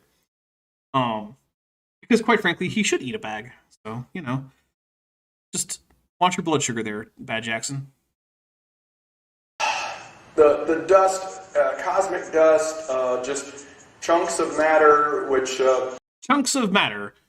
Could be loose electrons, could be hydrogen, could be gold, could be alcohol. Who knows? Just chunks of matter, guys. Yeah, man. Of course, interstellar dust clouds are made of chunks of matter. Otherwise, it wouldn't be something you could reasonably call dust. I'm just taking a drink for those chunks of matter. As if you couldn't get any more generic than that. Also, I mean, there are butcher shops that do sell pizzle sticks that are fresh. But I think if you send something like that, like fresh meat, you have to be pretty careful with the packaging so it doesn't spoil. But I guess if you wanted to send a steer pizzle, you could pack it in some dry ice and send that. One of the interesting things I read about was that the meteorites that are the carbonaceous chondrites, which are thought to be from the formation of the solar system, is due in part to their chemical composition. So they have the same relative proportion of the non-volatile elements as the sun, and so that's one way that the astronomers figured out that, hey, maybe these two things had a common origin, and so by getting the date of this, we can figure out how old approximately the solar system might be. Which is really cool. It is really cool. I did not know any of that stuff until relatively recently. Now, Goop23, who's been a member for 10 months and is at the Tetrabot level, says, also send those gummies to Ron DeSantis. Yeah, that seems fair. And BioRally says, apparently you can get in trouble for harassment for sending poop in the mail. Yeah, I'm not kidding. Don't do that. It's a really bad idea. What? It is. It would be funny. I'm not pretending it wouldn't be, but it's really not a good idea. You could get in trouble. Lord Crocus Squirrel for $5 says, sending poop through the mail is legal for joke purposes, but not for harassment per find law. Mothra is best kaiju. Yeah. Don't risk it. We'll take a drink for the Mothra. Not worth it. The fish are going crazy. They need to chill out. How do you tell if a fish has chilled out? Don't make as much noise. Fair enough. Pelagic Tunicate, Truth Official, for €5 says, as a person who loves gummies, I would appreciate a bag of Gummy Johnsons, but not AIG, because they are not gummy. It's true, they are not. But we will also take a drink, because that implies something about AIG that we take a drink for. Okay, here we go. Which either were created by God in place, or by the steady state, or... Tuning to Feel Us Old says, I'll take that risk. I would really prefer that you not. I physically can't stop you. It's a really bad idea. And this is me on record saying I am not kidding. I recommend that you not do that. Or whatever created everything in the universe, or came out of exploding supernova stars. It could be just loose atoms of all different kinds. But mostly Does he think that interstellar dust clouds are primarily the direct creation right now of the Big Bang? That the Big Bang just spit out all these dust clouds and now that's what's hanging out in galaxies? Because that's not mostly what's the case. First mistake was asking, does he think? Okay, yeah, that's a good point. So most interstellar dust clouds, which we can tell because we can tell their composition, because while he's saying, well, I don't know, this is something you can study because there's this thing called spectral lines, which tells you which chemicals are there. That's how we know that there's a big old cloud of alcohol out there in the Milky Way. Now, don't get too excited. It's not ethane, it's methane. You should not drink it. You'll die. Also, it's really far away, so I mean, good luck collecting it. But yeah, these are the remnants primarily of the destruction of earlier stars, right? Sure, there's probably some primordial hydrogen in there somewhere, I don't know. But mostly this is from a result of stars dying and either sort of puffing off their outer layers, which is probably what will happen to the sun, or actually exploding in a nova or supernova, and resulting in these clouds. And the reason we know that it's probably not just primordial clouds of hydrogen is because they have high amounts, well, relatively high amounts, of things besides hydrogen and helium. They have things like carbon and oxygen and iron and gold and nickel. Whatever. Now I'm just naming elements. I don't need to go through them all. Rubidium, whatever. Strontium. Yeah, strontium is another good one. Niobium. Yeah. Isn't that one of them? Maybe. I don't know. Ruthenium. Tungsten. I'm pretty sure. Tungsten, yeah. Ruthenium's one of them. Good one. Osmium. Osmium, yeah, that's true. Thenum. Yeah. Aluminum. We didn't say aluminum. Lead. No. Lead is a good one. Boron. Yeah. Mm-hmm. Xenon. Zinc. Don't forget zinc. Zinc. Argon. these Bismuth? clouds are made up. Stop it. So Suava, who's been a member for 2 months, is at the Tetrapod level, says, Bad Jackson knows nothing. Surprised Pikachu. Yeah, basically. Calcium. Hydrogen and helium. Hydrogen's the Stop naming elements. most prevalent element in the universe. It's also the smallest of all the elements. Hey, he said correct things about hydrogen. We'll take a drink. Saying smallest is weird. It's the lightest. But, like, you know, smallest is kind of a weird thing, because, like, does it take up less? Does a hydrogen atom take up less space than a helium atom? Not really. They have the same number of orbitals, and, like, the orbitals are so big, that's what really interacts most of the time in non-nuclear reactions, and that means that, like, the size of the nucleus is mostly irrelevant for almost every purpose. So for most purposes, hydrogen and helium are basically the same size. So, like, yeah, it's a weird thing to say, oh, it's the smallest element. Like, kinda, not really. But it is the lightest. And it is the most common, so, yeah. Where's the... So hydrogen, helium, and lithium, and some other kinds of things floating around out there. Even like boron. Chemical reactions that have occurred with heavier elements. Yeah, like, remember that time they found the protein ribose in an asteroid? Oh, wait, no, it's not a protein. What is it again? Sugar. Oh, right, because of the ending that tells you it's a sugar, right? You know what else they found? What's that? Copper. But yeah, we know that complex chemistry, in fact, complex organic chemistry can happen in space. There was a series of papers based on a meteorite that was found recently, where a variety of different carbon-based molecules were on it. Mm-hmm. It was like 4 papers. I think it was in last month. It was either last month or month before last. It was one of the science emails. They list a bunch of like the top papers. Yeah, it was like 4 just on this one meteorite because of all the different chemical tests that have been run on it. So yeah, that's pretty cool. And actually, I think that's the more plausible version of like panspermia. It's not that there's direct seeding of life, but that certain complex organic compounds could have arrived on Earth from space via asteroids, and then been the basis for further complex chemistry on the prebiotic Earth. Which, I know, that's not classically what panspermia is, but it's thematically similar, and I think it's far more plausible than actual panspermia. Yeah. In case anyone doesn't know, panspermia is the idea that life didn't develop on Earth originally. it landed here from some spaceborne object, probably natural, maybe artificial, I suppose, and that's how life got to the Earth. It's not a very well accepted idea. It doesn't seem necessary, but it's hard to rule out. Also, has Charles Jackson recently lost his right arm? Yeah, you're right. Oh no, he's pointing it at us. Okay, it's just a weird perspective in the low res. Oh, I mean, I thought you were just joking. No, he's just like vaporized based on the. It's just a weird potato. pause. Like it's just a weird frame. But yeah, it's there. It took me a while for my brain to process what it was looking at, because it just looked like his arm was cut off at the elbow.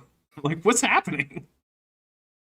Okay. That have made simple sugars and even some amino acids and things like that floating around out in space, along with many other different random molecules. So that's Good to know that the basic building blocks of life are so easy to build that not only can they be formed on the prebiotic Earth, but they can just be formed out in the vacuum of space. It's yeah. And yet, according to some people, we're clueless about abiogenesis. Which I said I wouldn't. According to other people, no. Yes, according to other people, not all loudly, plus the name of like 40 papers, which, yeah, I'm sure those 40 papers do actually say that we're not clueless, but naming 40 papers is not a great debate tactic. what the clouds I'm making that number up, by the way. I didn't actually count. to be made of. The reason they shine is not because they are actually giving off light. Normally there's some stars inside it that are lighting it up from the inside, kind of like. Yeah, that's true. We'll take a drink. Most bright nebulae are reflection nebulae. There are also absorption nebulae, which we can see because they dim the stars behind them. And in both cases, we can actually use absorption or emission spectra to determine what's in them, which is cool. Like a Halloween pumpkin. Does that help Sal? Okay. Yes, Casey. You were explaining earlier how hot expanding gas cannot be overcome by the forces. Oh, hey, cross-platform adventure says the helium atom radius is actually smaller than hydrogen because more protons in the nucleus, but still having only one s orbital, the attraction is stronger. You know, I hadn't thought about that, but that does seem plausible. And, I mean, yeah. Okay. Gravity to collapse on itself. I was wondering what your opinion is on how stars stay together in the first place if they're hot burning gas. Okay. How do they not just expand? Yeah, they actually do expand, and Repeat the question. Yeah, I'm going to repeat the question. I'm sorry, the question. If gas clouds can't contract to create a star, Which they can. then why don't stars, when they are so hot, why don't they just fly apart? Gravity. It's a one-word answer. It's gravity. It's the same reason the Earth has warm temperatures in the atmosphere, but the atmosphere doesn't just fly off of the Earth. It's because of gravity. If he gives an answer that isn't gravity, I'm going to take a pretty big drink. Our star, the sun, has gravity that's 25 times. Okay, thank goodness. There you go. There you I was go. so worried he was not going to say gravity. I'm so happy he did. Okay. I was honestly feeling anxious. I was like, I can feel a non-gravity answer coming up and I'm going to hate it. And then he didn't, and I'm so grateful. Stronger than Earth's gravity. He asked for And so little. once the star is actually together, for gravity to collect. Yeah, as Demon Wing points out, stars aren't gas, it's true, they're plasma. But look, I don't expect the people who are going to come to a Charles Jackson talk on creationism to be able to tell you the difference between plasma and gas, honestly. Not necessarily because they're stupid, but because the kind of people who are interested enough in science to know that kind of thing are not the kind of people who usually get taken in by young Earth creationism. Usually. Some of them are, as evidenced by people like Georgia Purdom or Jason Lyle, who have actual PhDs and are still somehow young Earth creationists. Or Gabriella Haynes, who wrote one of the worst paleontology papers I've seen outside of a alleged Triceratops horn that might have just been a bison latifrons horn. A bunch of particles together against their will into a ball like that, and they have to get up to 1 million degrees. They have to get up to. Yeah, that's this thing called potential energy. that gets converted into kinetic energy as they infall. And then, remind me again, what's that first law of thermodynamics, Jackson? What is it? That energy is neither gained nor lost. Yeah, but it can be what? What's the other thing it can do? Was it neither gained nor lost? I don't know, converted? Yeah, Yes? right. So when something falls in, its potential energy converts to kinetic energy, but then when it reaches the bottom and it can't fall any further, what does that energy get turned into again? Remind me. Potential energy? No, it already had the potential energy. That could You turn said it into had kinetic the... energy. Oh, Yeah. So it it gets stops. turned into kinetic? That's as it's falling, and then when it hits Mhm. the bottom, then what happens to that energy? It gets transferred or released? I don't know. Come on, Jackson. Oh, as heat? Yes, thermodynamics. We're schooling Jackson in some basic thermodynamics because he spends way too much Yay. time with squishy things like organisms. We're getting into True. some basic thermodynamics. Yeah. So Organisms famously lose most of their energy as heat. I mean, it's true. They really Yeah. do. So this is actually a phenomenon that, like, you can go check out yourself, right? So if you have a tall waterfall, one of the interesting things about tall waterfalls is that the water at the bottom of the waterfall is almost always going to be warmer, and often significantly warmer, than the water at the top of the waterfall. Why? Because the water at the top has potential energy. As it falls down, it gains kinetic energy, trading off the potential energy, but then when it hits the bottom, most of that kinetic energy is lost to heat. It's like the default thing that energy turns into when it doesn't have anything else in particular that it needs to do, right? Yes, I'm slightly anthropomorphizing energy, you know what I mean. So it's not like there's some kind of challenge involved in getting this star up to temperature. It's literally getting hotter as more potential energy is converted into kinetic and then finally thermal energy. And if you think about the amount of potential energy that's in a stellar mass cloud that's diffused across like a significant fraction of a light year, it's going to then collapse in on itself. Getting to 1,000,000 degrees isn't exactly a challenge. Pretty straightforward. Along the way, they're going to get hot enough to want to expand back out, so they can never do it. But That's not true. It just depends on the starting conditions. And again, we're taking a drink for this because this is incredibly stupid. There are currently places where we can watch gas clouds forming new stars. We can watch them start collapsing. We can watch protostars grow. We're currently watching at least one protostar begin begin to fuse hydrogen after only being hot as a result of this potential energy converting into thermal energy. Like, it's a thing. We're watching all of these steps. The fact that this process takes longer than a human lifetime doesn't mean the process didn't happen. if the star was actually either made by God or made by some other process that isn't a part of standard Hertzsprung-Russell diagram stellar. I'm just going to say, if you're going to complain about how the formation of stars under standard scientific models breaks laws of physics, God creating them out of literally nothing does not get the edge in the which of these things is more scientifically plausible competition. Literal breaking of the laws of physics are always the least scientifically plausible option, and God, by basically definition, is always breaking the laws of physics whenever he directly intervenes in a miraculous way, which means that even if it's true that God made stars, it's still always the least scientifically plausible option. Doesn't mean it didn't happen. Doesn't mean it's not plausible in other ways. I'm not here to tell you what to believe about God or metaphysics or anything. But when it comes to what is the scientific explanation, God's out. It's not an option. Vesta Freya, member for 6 months at the annual level, says, let us not forget that Bat Jackson got confused when converting dates between BC, BCE, and CE AD systems. Yeah, it's... Ugh. And then, of course, Vesta sends a Godzilla, a Mothra, and a King Ghidorah, so we'll take a drink for that. Yeah, that's Mensa for you. Okay. Here we go. Revolution, OBA, Fine Girl, Kiss Me.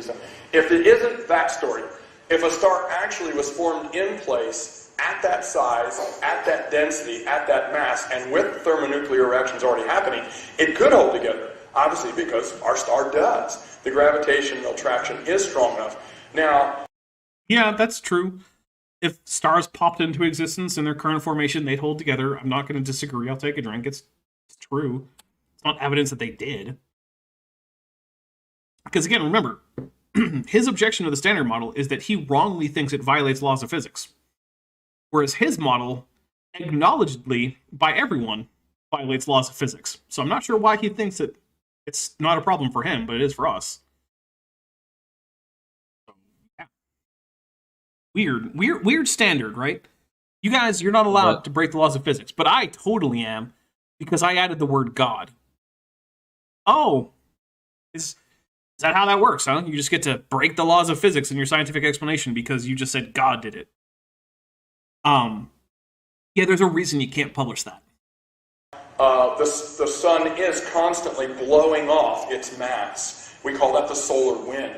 It is expanding out, but the main... I mean, okay, the solar wind is reducing the mass of the sun, but there's also other things like the actual fusion events in the core result in less mass than they started with, which then results in the emission of neutrons, which is why there's a neutron flux, which is also why neutron astronomy is, as far as I know, the only form of astronomy that has to take place when the object of study is below the horizon instead of above the horizon, which is fun.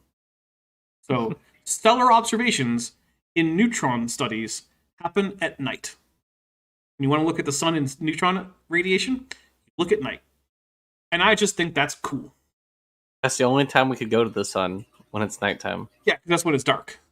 Exactly. Yeah, so it's, yeah, otherwise it would be too hot to go to the sun. Correct. Exactly, yeah. Although, you know, so, you know about Kerbal Space Program, right? I think you told me about it. Well, Kerbal Space Program 2 has been released, but they have not added overheating mechanics yet, because it's in very early access. And currently, the sun doesn't cause any heat. So people just fly through it. You can just fly right through it. Well, yep. If it works, I guess. So, although you have to be careful, because if you actually just fall towards the sun, it'll get you to the center of mass of the sun. And the game, you know, it can only calculate its physics simulation in steps. And eventually, once you get to a low enough value for your distance, and it creates a strong enough force of gravity, that it will then cause you in the next physics step to gain an insane velocity, and it'll just slingshot you out of the entire system entirely, because of that's just how physics ends up working in the system. So don't do that unless you don't want to recover that vessel. The main body of our star has enough gravity to hold itself there. Now it's outgassing constantly. Oh, did I say neutron? I meant neutrino. Did I say neutron? I meant neutrino. Sorry about that. If I said neutrino or neutron radiation from the sun as a result of the loss of mass in the core, I meant neutrino. Sorry. And any star would, but it's also doing fusion reactions that are causing the core to be made of heavier and heavier elements, hydrogen, then helium, then carbon, all the way up to iron. And eventually, so, lithium is the next one in the series. So lithium, beryllium, boron, carbon. So it depends on the exact reaction, right? Like there are triple alpha reactions that take you all the way from having helium to going straight to carbon without going through. You go from you go from helium to to boron and straight to carbon. You don't always have to add one hydrogen atom in. Sometimes you can fuse multiple alpha particles directly, which means you go up by twos. So 2, 4, 6. Was there? Yeah. Will that be helium, beryllium? Beryllium. Sorry, what did I say? Boron. Yeah, I said boron. Lithium, beryllium, boron, carbon. Yeah. So helium to beryllium to carbon. Yeah. Yeah. So that does happen. DM Wing says, "What? What the f is even the question?" It doesn't even matter at this point. Who knows? At that point, we do think a star would go supernova, so we do think that's the mechanism of a supernova star. Oh, I'm glad that you deigned to agree with science about the cause of supernovas. Exploding. So if it was actually created in place. Like if our moon was created in place, orbiting around the Earth, then a lot of the problems we have about how the moon get there and how does this work are solved. If the star somehow was created, either by God or some process that isn't the standard stellar evolution, if it could be there the way it is now, it would work. But coming together by itself, by processes we're thinking of now. Does that? I mean, I love the idea that physicists the world over studying this problem just never noticed that Boyle's law might be a problem. I just didn't think about that. But Charles Silly Jackson, gooses. Doctor of Education, he's the Mensa member the world needs to point out, hey guys, did you know about Boyle's law? To which every cosmologist is just like, oh yeah. Why didn't I think of that? Weird. I'm just taking a drink for the ridiculousness of like, yeah, those silly scientists not thinking about high school physics. What's wrong with them? Okay.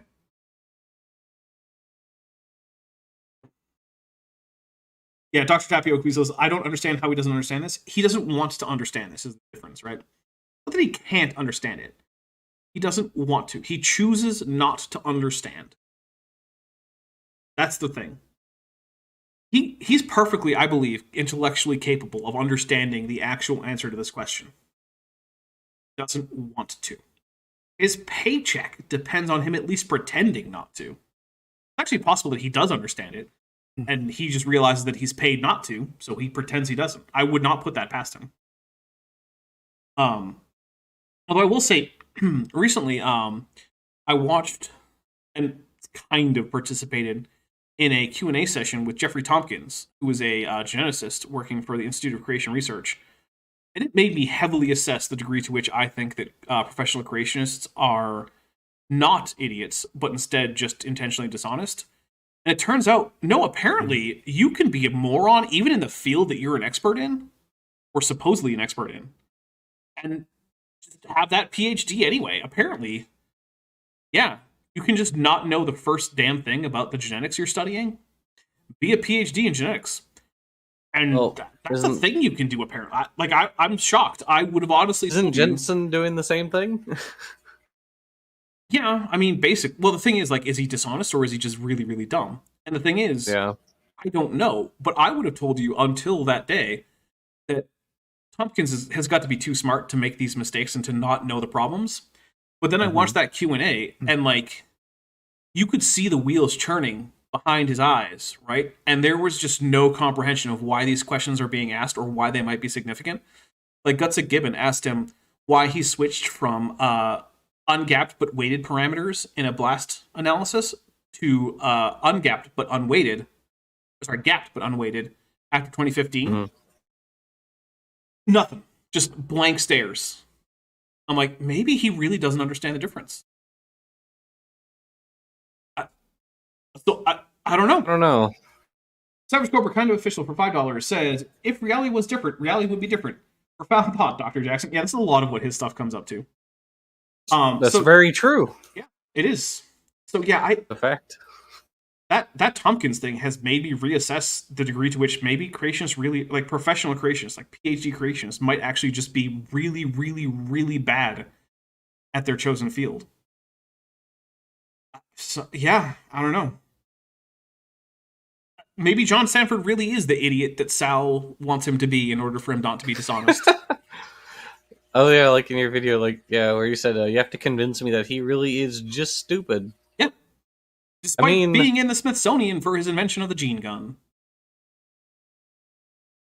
That answer your question? Sort of. I mean, the way I'm thinking about it is kind of like the nucleus, how the protons in the nucleus of an atom, they have... Morgan Poria, who's been a member for 1 month and is at the annual level, says, my turtle would like to thank you for the entertainment. I had to clean his tank, and you kept him occupied while I did that. And then Morgan Poria sends a bunch of turtle emojis. Well, I'm glad that your turtle is enjoying the show. We are a pro-turtle channel here. We are not a pro-pelagic tunicate channel. We're pro-turtle. I don't know. It's a little strange that turtles decided to put their shoulder girdle in their rib cage. It seems a little weird. It is. But, who am I to judge, I guess? Yeah, but it's fine. What's really, really weird is that it starts outside the rib cage as embryos, and then it migrates inside during embryonic development. That's just wild. That's some nonsense right there. Yeah. I was actually just reading about the pharyngeal arteries in mammals. So when you're a little developing embryo, little guy, you have 6 pharyngeal arteries, just like fish and all their tetrapods. Hmm. Because fish were our ancestors, and so they had the 6 pharyngeal arches. Crazy thing is, we mammals, we lose 3 of them. 1, 2, and 5 just like fail to develop. They start developing and then just fail, and then they just go away. Weird design choice. Yeah, it's kind of wacky. Things like that just happen, or like when we develop a tail. You see, we great apes over here. We don't have tails, and so they like start developing in utero and then just stop. Get reabsorbed, which again, weird design choice. Yeah. For $5, let's see it. Let me double check who sent this. Wing says turtles are best tetrapod. Now, I am a pro turtle person, but I'm not sure that I can necessarily agree that they're the best, but I'm also not going to contest it. And I just thought of another one. Flatfish, like flounder, plaice, sole, they start as normal looking bilaterally symmetric fish, and then they become weird and asymmetric. Mm-hmm. That's true. That eye migrates on a flounder to the other side of the head. Yep. Bizarre. A whole lot of nonsense. That's what that is. All right, here we go. Positive forces, so obviously they're going to want to expand anyway, but the strong nuclear force is what keeps it together. So you can actually overcome the barrier of the positive forces if you have enough of a strong nuclear force. So the Jeans condition is basically the equivalent law to which gravity can pull all the mass of the gas together into a star. If it doesn't have enough mass, obviously the expansion of the gas is going to exceed what is needed to pull it into a star. Is this guy a ringer? Is he a non-creationist who's just in here to ask like technical questions to which Bad Jackson is clearly not going to know the answer? I don't know. That's what this is sounding like. Because it sounds like this guy is like, hey, here's an explanation as to why stellar formation actually does make sense. What do you think about that? But at a critical point of enough mass, mathematically it works out that you could collapse gas into a star. The strong force is thought, the proton-proton force, is thought to only be able to take effect at very close range. Can we try to argue with not the physicists in the audience? Yeah, basically, I'm pretty sure this guy is like a cosmology or an astronomy major or something. He probably just like wandered in here by accident, being like, "Oh, a talk about stars. That sounds cool." No, because look, I've done what he's doing, right? I've gone to creationist talks at churches or schools, and then sat back and when it comes to Q&A time, raised my hand and been like, "Hey, how about this thing?" And it's a thing that completely blows their stupid point out of the water, and then watch them flounder. In fact, actually, one time I did that with a couple friends of mine, one of whom's been on the channel, and we won like 2 of like the 4 door prizes that were just like randomly assigned between us. We're just like, hey, thanks. Well, yeah. Long ranges. Even van der Waals forces in between, interactions between the nucleus of one atom and the other atom. At these temperatures, you aren't actually going to have. So I actually interpreted that as not him bringing up the strong force in the sense of like the thing that keeps a nucleus together. I think what he was saying is that gravity is a sufficiently strong force, and he phrased it incorrectly when talking about once you're over a certain mass threshold, and that amount of mass starts infalling, it actually ends up being stronger than the repulsive forces between the gases. So I do think that was probably him misspeaking. Now, granted, that's me meeting him halfway, so I don't know.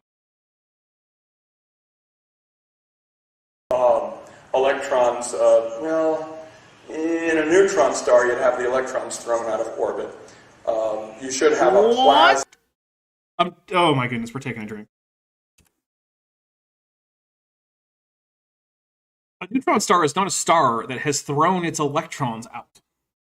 It is a star in which the electrons have been captured by the protons, turning them into neutrons, which conveniently have a mass that's about that of a proton plus an electron, which granted is almost the same as a proton anyway, because electrons weigh very, very little compared to either protons or neutrons.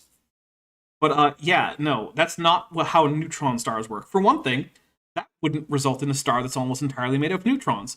It would result in a bulk positively charged amount of matter, which isn't really a thing that tends to occur in nature because, charges attract each other. Yeah, no, it's extremely wrong, and I hate it. I'm taking a second drink. I need a second drink on that one. Neutron stars threw away their electrons. No. I cannot. Yeah, Soulcat says, I did my honors dissertation on pulsars. I think my brain exploded. Yeah, that's why this was a 2-drink dumb thing. Throwing off neutron stars throw away their neutrons. That's why they're called neutron stars. Oh, there you go. Yeah, there you go. They're just neutron bombs. Correct. A lot of loose flowing around electrons in any thermonuclear reaction. Maybe in the thermonuclear reaction that you might have in like an atomic bomb, but not in a neutron star, Bad Jackson. They can get another drink. Neutrons floating around that neutron star. That's why it's called that. Yeah, okay. It's kind of it's like you said, Dapper. He's just floundering right now. Yep. He's looking for any escape he can possibly get from that. Just word salad. When the neutron stars throw away their electrons and then they start swimming around in streams, and there's a thermonuclear reaction in the neutron star, and then there's some, and then you add some, you add some fish to the stream so you can go fishing on the neutron star. We got to have a really strong line because of how heavy the neutron fish are, because it's really dense down there. Okay, yeah, sure, Grandpa. But the strong force and various colors of the neutron force, the proton proton force, and all of that would only take place at close proximity. Now, if the particles are actually moving as fast as they have to move to sustain a nuclear fusion reaction, it'd be like if I shot 2 bullets that were both made out of magnet by each other. They're going too fast for the attractive force to catch them. They're not going to be at energy sufficient to initiate nuclear fusion at first. Like, the initial steps of stellar formation don't induce nuclear fusion. So we know that the nuclei in question are not at energies required for nuclear fusion. That's why it happens later on in the development of a star. So him complaining that these nuclei aren't fast enough for nuclear fusion doesn't matter. No one thinks they are. At least not at first. BioAllie says, the neutron force? Yeah, the neutron force isn't like a thing. Neutrons interact with the strong and weak nuclear forces, if I remember correctly. But they do not interact with the electromagnetic force. Because, they're not charged. There's a lot of particle movement, so... You know what? That's true. There's a lot of particle movement. We'll give him that one. Take a drink, everybody. And that screed of nonsense, including neutron or electron streams flowing through neutron stars or whatever. He did get one thing right. A lot of particles moving around. Things do exist and they do move. That is true. And they're often made of particles. That would have to be a mathematical construct. Do we actually see that happening? Yes. Yes, we do. I'm not sure if it's the Jeans condition is what they use to quantify the point at which the gas would collapse into a star. Okay. The forces of gas expansion is going to be greatest when it's actually expressed into a star. It's not like you'd have greater gas expansion when it's not a star yet. Why not? That doesn't make any sense. Because it's not gravitationally bound as strongly yet, my guy. So it's not going to be as dense. That doesn't make any sense. Oh, I'm taking another drink. This is... Why doesn't basic physics make sense? Because that's really what he's asking right there. My goodness. Maybe this other guy should be given the talk on stars. He clearly knows more than Bad Jackson does, but then again, not a high bar.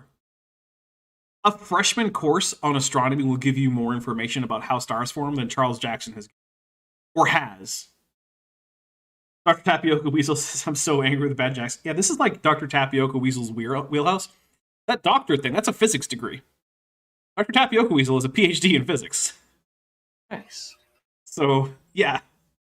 I can imagine that he would be pretty annoyed with Bad Jackson here.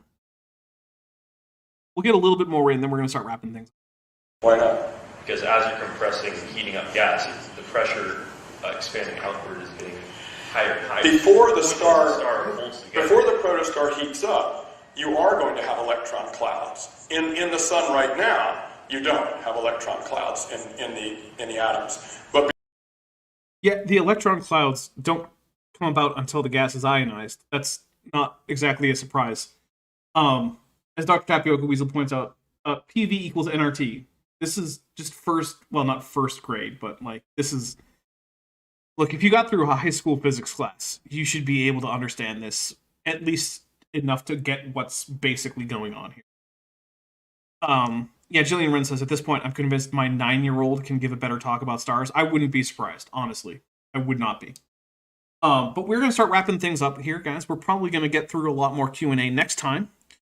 That we have Jackson with Jackson, which is, we try to do that in case you guys haven't worked this out. We try to do it on the 4th Tuesday of the month, every month. So I'm sure Jackson knows. Yeah, it's me. Jackson. Yeah, so we do, right now we're doing 1st and 2nd Tuesdays are Kent with Bent.